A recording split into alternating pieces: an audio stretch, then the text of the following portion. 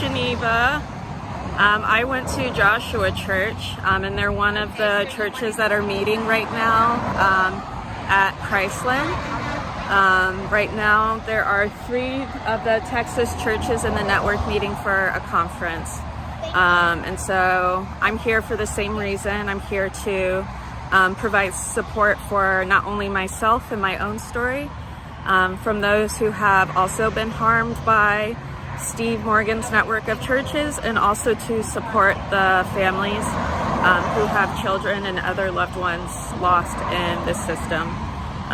So we're all glad that you're here.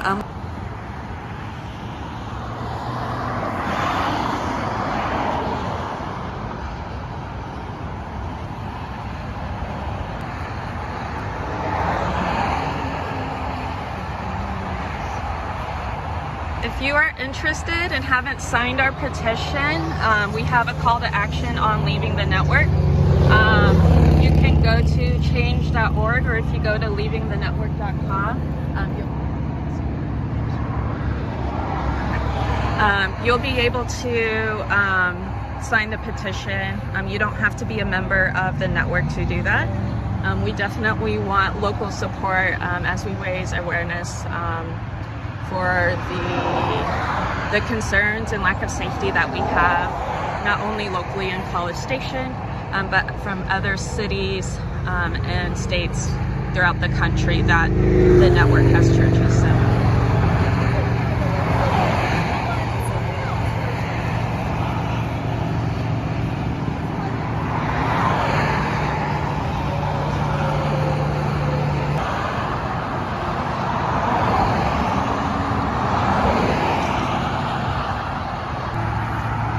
Battalion here still.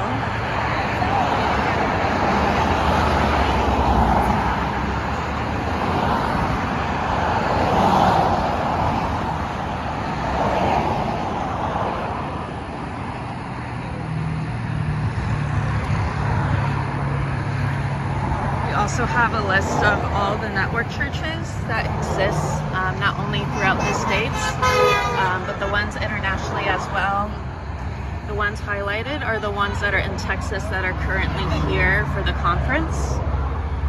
At the moment, these are the ongoing developments with the churches that have made systems on their statements on their website that they have left. At the moment, part of this protesting is to put eyes and accountability on actually proving and providing clear evidence that they have not only repented of the ways that they have harmed, that they have reached out to those that have been hurt by them, and that they make changes publicly and on record of the new bylaws that they're saying are happening.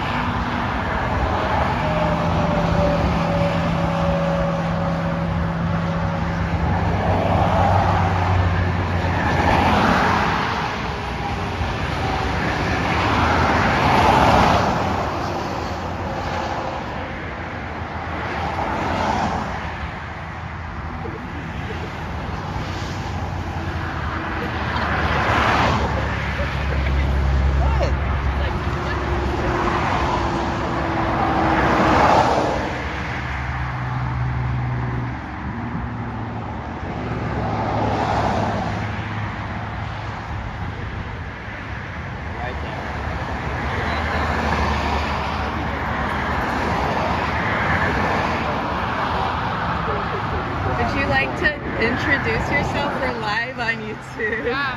Hi, my name's J.M. Wise. I'm the news editor with the Battalion, so that's Texas A&M's campus newspaper. We're out here covering this demonstration because we think it's a really important thing for the student body to know about. Thank you. No problem. We're glad you're here. Glad you invited us. Thanks.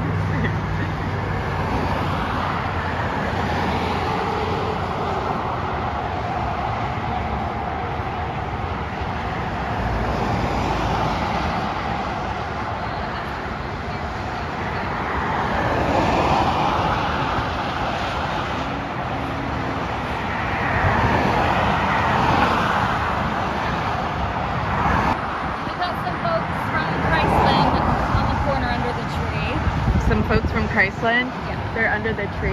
Yeah, just right over there. Okay. Just there. Yeah, okay. Since you're coming this way. Yeah, we're live now. You want to introduce yourself? My name's Lindsay. I am here to support you all, to everyone who's left the network. I'm a child abuse advocate, and I am here to stand up against Steve Morgan and his predatory practices. And I'm so thankful for all of y'all, and so thankful to be here. Thank you, Lindsay. We're so glad to have you.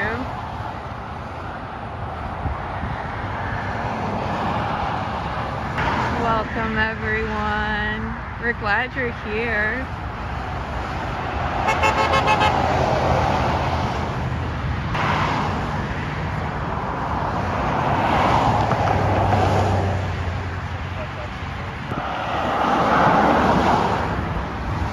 Did you want to introduce yourself? We're live. Thank you for coming. This is my friend. Did you want to introduce yourself? My name is Catherine. I'm from here in College Station. I lost my husband to Christland Church, and I'm here to get the word out in my hometown that it's time for Christland to go. Yeah. Thank you. Did you make that sign? This one was brought, but I picked it because this is my story. Yeah. This is what happened to me. Right, yeah. Thank you so Thank much. You all have a good rest of your weekend. You too. Thank you. Yeah, you did. Yeah, high grade. Definitely. Of course. Thank y'all for coming. Thank y'all. Your leaders mean anything. You're immediately marked. As I asked questions, wanted to learn about theology, and then I found out that this church chose College Station. And one of the main reasons they did was Texas A&M. They love to recruit those young students. They're away from home for the first time. They don't have daily influence from their parents, and these kids are just ripe for the picking. And that's the reason why they were kicked off of Texas A&M campus. They got their RSO pulled. That isn't a rumor. That's not somebody liking somebody. That's Texas A&M saying, get away from our kids. And that's why I'm here. Get out of my hometown. It's time. You've been here too long. And once the people of College Station know, if Brazos County finds out what's going on in our backyard, they want to know. We're here. We've got all the information. Leavingthenetwork.org. Perfect. It's a great place to start. And also kind of hear from the people. We've been in that church. I can tell you what's preached there. I've heard it myself. So this is the first person account that I want to tell everybody who's willing to listen. Would you be willing to do a quick interview? Sure, sure. Cool.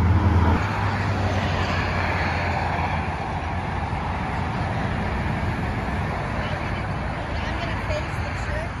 Is that good? Mm-hmm. Okay. Yeah. All right. Signs upside down. Thank you.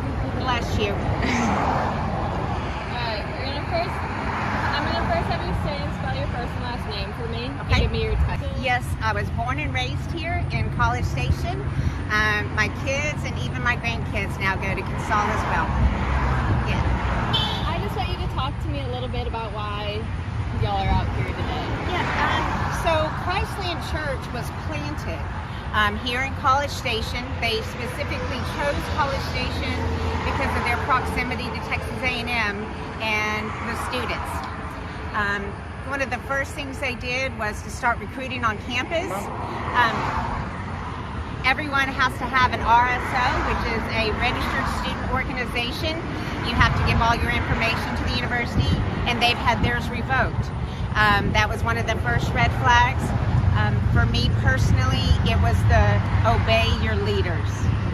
Obey your leaders is said over and over again inside this church right behind me.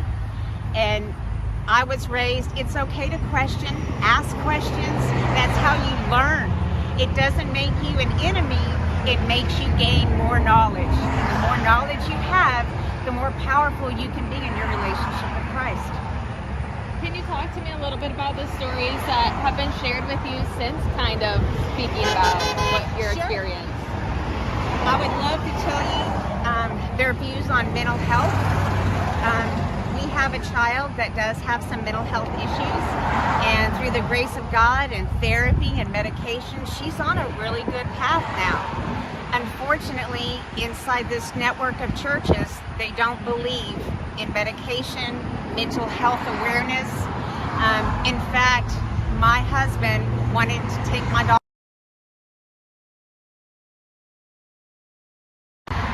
Fortunately for my daughter, she has two parents, and so I wasn't going to stand for that, and today she's doing very well. What's the most important thing for our community to know here? The man that started this network of churches sodomized a 15-year-old boy that he was in charge of at a youth camp. He was the camp pastor of this camp. He was not another young boy. He was a grown man. I think is important to add. I think that's it. Yeah. I think we feel pretty it. good right now. Did I do okay? You did great. You did super good. You really Thank did. you so much. I appreciate you taking the time to talk to me. I appreciate you doing that. And Hi. hi there. Sorry, I was like, what is that? You're Morgan. I am. Hi, Morgan. Nice to meet It's nice to you. meet you. Thank you for doing this. Yes, of course. I'm just gonna stand right here. I'm gonna first have you say and spell your first and last name for me. Give me your title. Yeah, my name is Geneva Moore. That's Geneva, and Moore is Moore. I am a former member of the network churches. My most recent church that I left was Joshua Church in Austin, Texas. They are currently at the conference here today, and Joshua Church is the headquarters and hub of the network. So Steve Morgan, who Catherine was just talking about, is the lead pastor there, as well as a lot of the network leadership team. Can you talk to me a little bit about your experience? Yeah, so when I went to, I was first recruited on college campus at Indiana University in Bloomington, Indiana. I appreciate it. I went to High Rock Church under Scott Joseph, who's actually a guest pastor here currently. When I moved here to Texas to be part of Joshua Church, I noticed the red flags immediately. I remember often when I was first here, I would stay up late at night wondering if I was in a cult, having no knowledge of what a cult even was. I just knew that the environment I was in was strange and abusive and destructive. It had a significant impact not only on my career, my finances. You're really taught to leave everything aside and be completely devoted to Steve Morgan's mission, whatever he decides that mission is. I know Catherine talked a lot about mental health and the mental health crisis that's happening throughout the network. I have been in long-term treatment for my mental health since leaving. One of a particular part of my story that I talk about a lot, even online, is how the treatment that I received at Joshua Church led to a suicide attempt.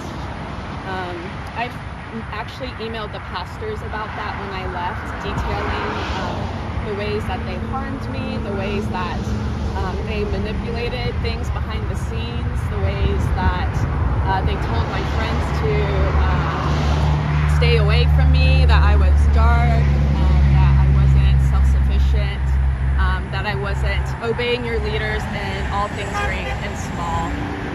which is a big saying of theirs. The response wasn't what I was expecting. The email essentially said that, to summarize it, mistakes happen and they have a clear conscience. And so my goal really is to protect people from having to experience the same things that I've experienced. Unfortunately, my story isn't unique, and so I want especially young college students who are looking for community to know that this is not the place that you want to be at. It sounds like you had to travel to be here. Yes. Why was that important for you to show up today? Well, the network conferences, especially where there's multiple churches meeting at once, that doesn't happen very often. So it's a rather big deal that the fact that all of the Texas churches, especially because there is a lot of centralized leadership. Sandor, Paull, the leader of Christland Church, is also part of the network leadership team. And so this was an opportunity that's not going to happen very often. This is something that's very important to me, very dear to me, and something I'm very passionate about. Something I'll never shut up about, and something that I'll always continue to pursue, advocacy and justice for those. And so it was very important for me to be here and travel and make whatever sacrifices I needed to support. If you just have one message for the residents of Brazos County, Bryan College Station, what would that be? It would be to look out for people. They really do a good job of bringing people in, isolating them, and you're given the message that essentially there's nothing good outside of the network. Something I heard a lot in teachings is no one is doing it like us. And so I think we all have a responsibility to look out for each other, to look out for those in the community. And I think also it's really important to raise awareness of what cults and high control groups look like. I don't think that's something that is taught publicly, something that anyone is really aware of, and so something that I have personally decided is to make sure that everyone is aware of what that looks like, so that way they know the warning signs and they can avoid organizations such as that. So I hope the community is aware that this is one of those places. Even though they may appear Bible-based and positive and helpful and loving on the outside, especially being at Joshua Church, knowing how controlled and systemic everything is and how much Steve controls not only Christland, but all the other churches outside the network, I think that's something that the community ought to know and be very mindful of. You nailed it. Thank you. Is there anything I am missing? Anything you think is important to add? The only other thing I could think of is that we do have a call to action and a petition. I think that's something that the local community would also be really valuable to be a part of. So you can go on the Leaving the Network website. If you scroll, there's a tab that's called Call to Action, and you'll see kind of a breakdown of the things that we're looking to see change, and then the petition that you can sign. I will link that. Yes. To the story as well. So, Yes. thank you so much. Thank you. Yes. So parents that are all over the United States that know a little bit, know some percentage of it. Now we want to get the word out. Go to leavingthenetwork.org. Go on the FACC website. This is how you can get truth and all of the information and not just one-sided. And I understand College Station has a very unique perspective as a city where we oftentimes have visitors who've never been to College Station, have never heard this information. Tell me a bit more, elaborate on a bit. How are you spreading the word about this? Sure. We're spreading the word. This protest is just a unique situation that we had to get the word out for the people that are inside that church.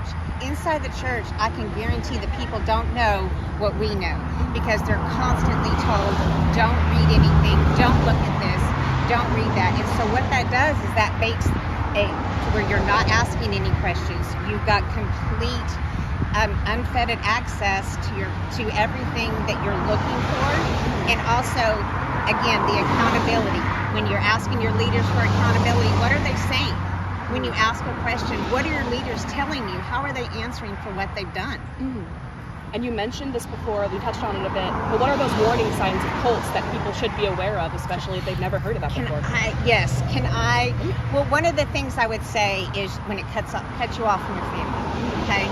And it doesn't matter if it's a child-parent relationship, like in my case, it was a husband and spouse relationship. It cut off. He stopped coming to me for questions and wanting to worship together. That stopped. And that was one of the first signs of the control that I saw that he was starting to come under here at Christland Church.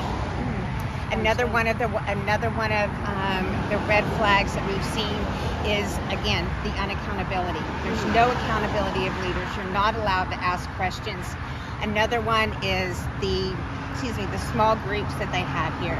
These small groups, they get and they gather information on the patrons inside the church, and then they turn around and they use all of that information later when they start asking questions or maybe have looked outside the church and now want some answers.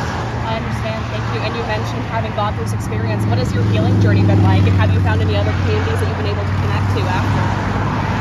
The good news is that my healing journey, it's still ongoing, but it has really made me look at my relationship with Christ and with Jesus, my Savior. I have gotten deeper into the Word. I've given a lot of forgiveness. I'm not angry anymore. I just feel sorry, and I feel as though they've been misguided and they've been manipulated, and I still love everyone inside of that church, and I hope that they one day will come and see what's going on. I understand, thank you. And in that case, Sorry, that one got me. Oh, I'm so sorry. No. Thank you for sharing. Really does mean a lot. No, I appreciate your time. Thank you for listening. Thank you. And is there anything else you'd like to add before we conclude this interview? No, ma'am, I think that's it. Thank you again. Yes, and thank you.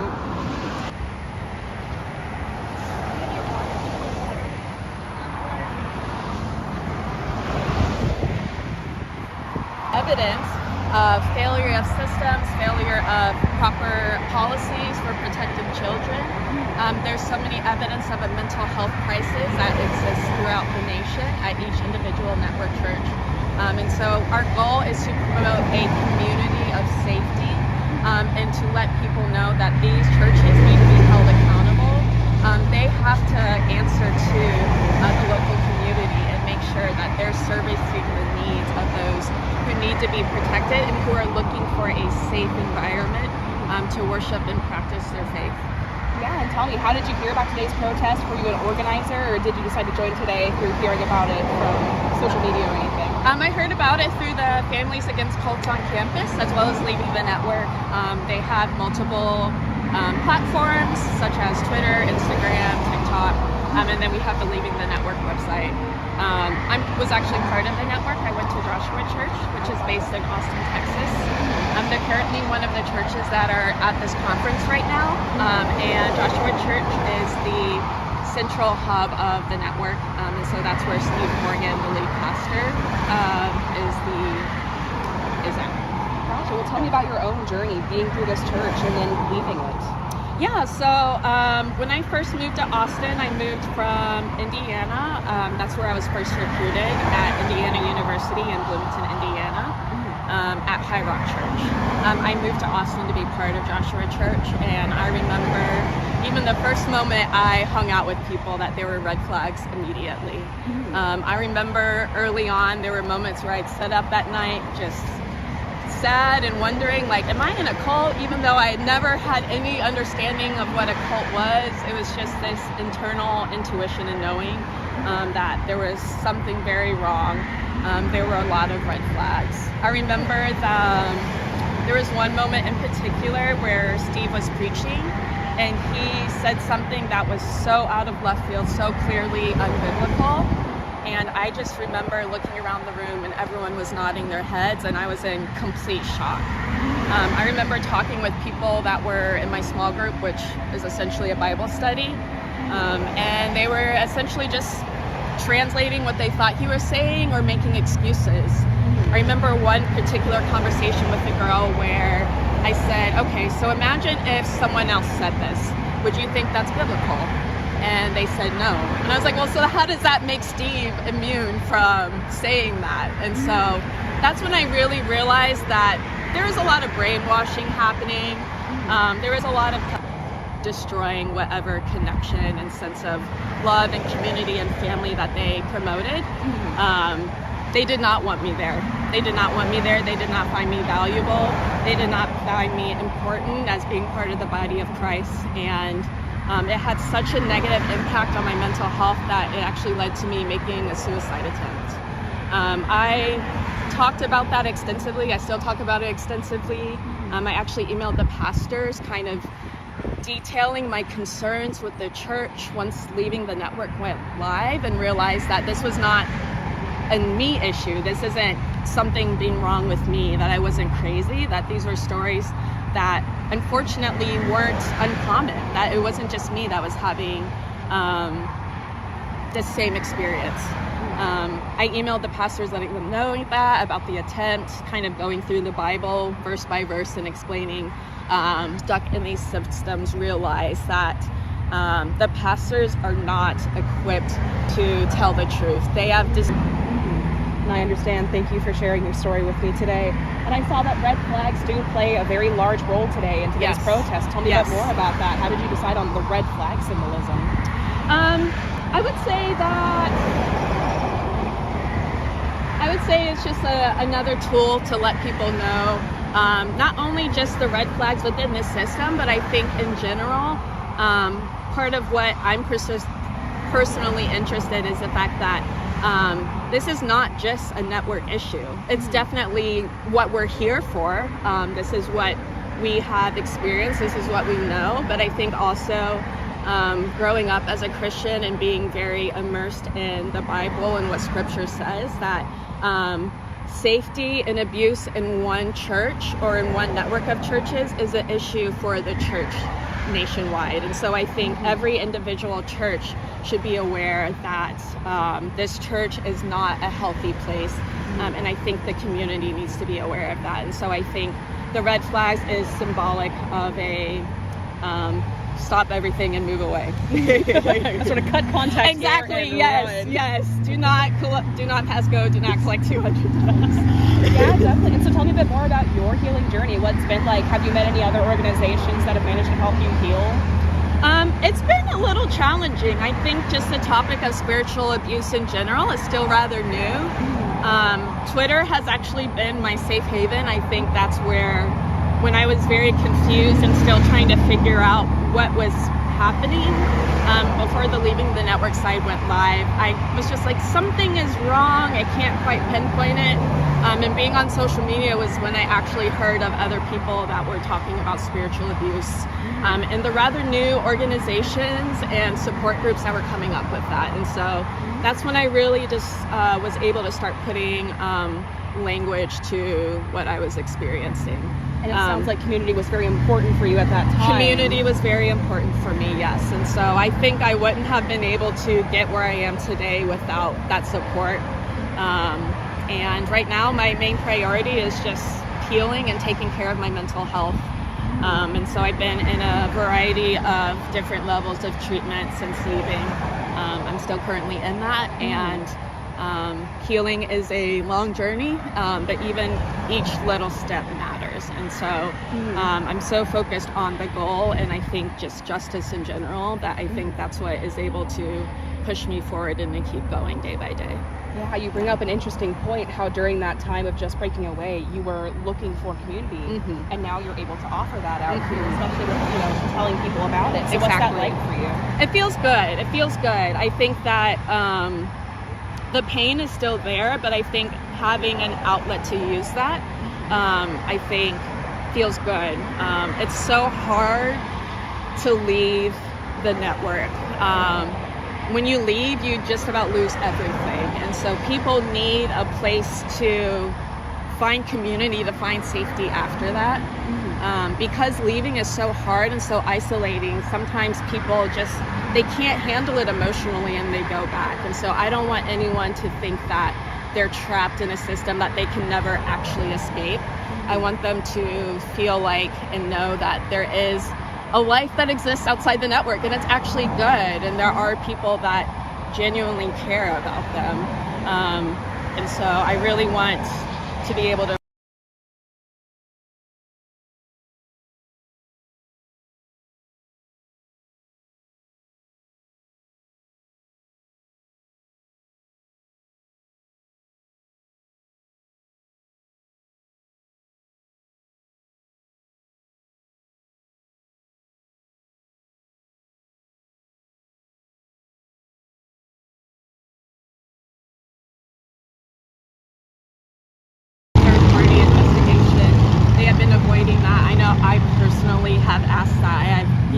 each individual pastor at Joshua Church asking about that.